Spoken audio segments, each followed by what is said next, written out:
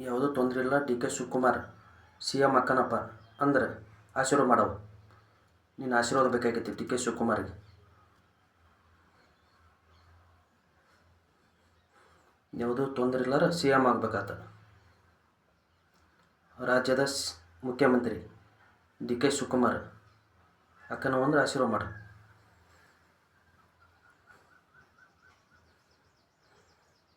2ನೇ ತಾರೀಕು 12ನೇ ತಿಂಗಳ ಮಂಗಳವಾರ ದಿವಸ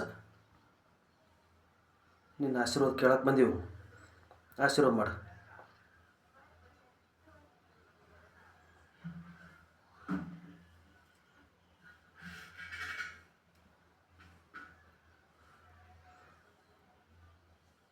ಯಾವುದೂ ತೊಂದರೆ ಇಲ್ಲ ಮಗನ ಅಕ್ಕನಂದ್ರೆ ಕೊಟ್ಬಿಡು.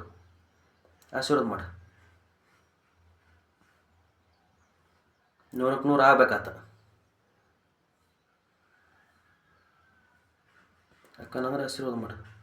D K Shivakumar CM M ಆಗ್ಬೇಕು, ನಮ್ಮ ರಾಜ್ಯದ ಮುಖ್ಯಮಂತ್ರಿ ಆಗ್ಬೇಕು. ಅಕ್ಕನಂದ್ರೆ ಆಶೀರ್ವಾದ ಮಾಡುವ.